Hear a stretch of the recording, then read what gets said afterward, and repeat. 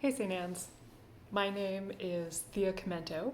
If you don't know me, I am usually at the 11:15 service, but for now am at home and I'm one of your vestry persons. And a lot of folks have already talked really beautifully about stewardship, but I wanted to take a moment to talk about two things. One is, what if you have had to reduce your pledge?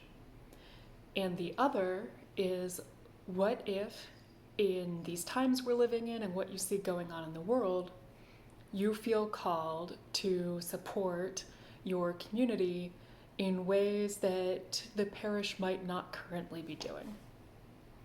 So, first things first, we are in the middle of a pandemic.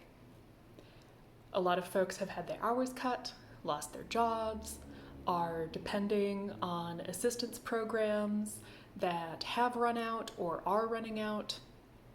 Many folks have huge demands on their time and money, and pledge time is a really difficult time.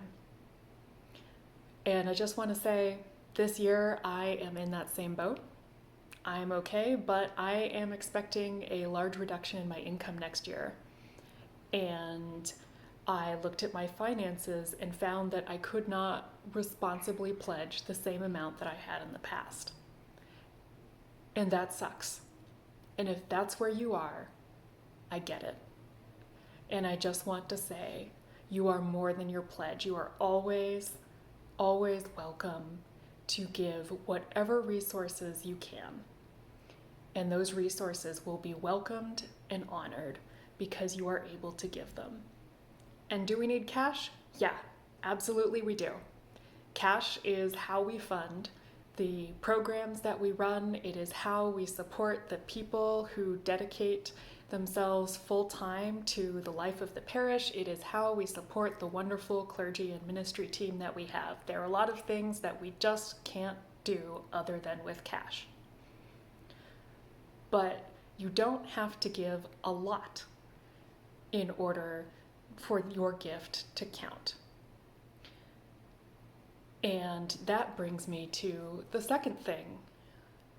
I hear folks saying, hey, it's a pandemic. I need to support the arts. I need to support legal defense funds.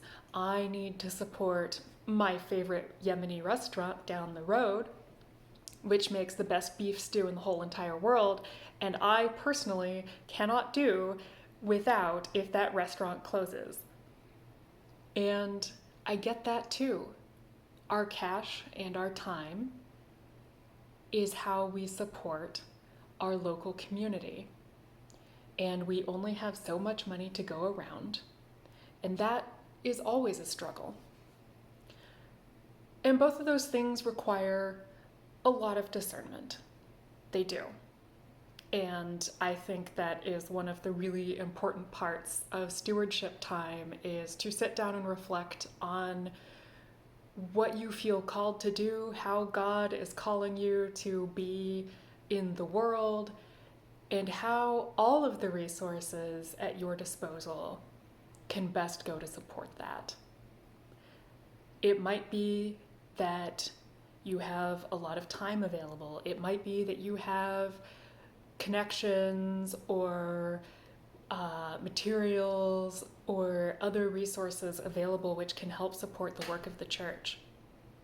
No matter what your situation, as a parishioner, we all have skin in the game. We all want to build, engage, evangelize, and form ourselves and the community that we live in for good. We want to enlarge the circle for good so that we can be in fellowship with our neighbors and know that the way that we are formed inside of the church building allows us to act outside of the church building. And so if that is a hesitation that you have, I get that too. I really do. But I want you to know that how I see stewardship is both the formation of the self and the formation of the community. And there are ways that I can individually respond to how I think God is calling me. And then there are the ways that I can support the parish to respond. When I give cash, time, resources, talents, I allow the parish to say yes to the things that God has for us, for the ways that God is calling us to be in our community.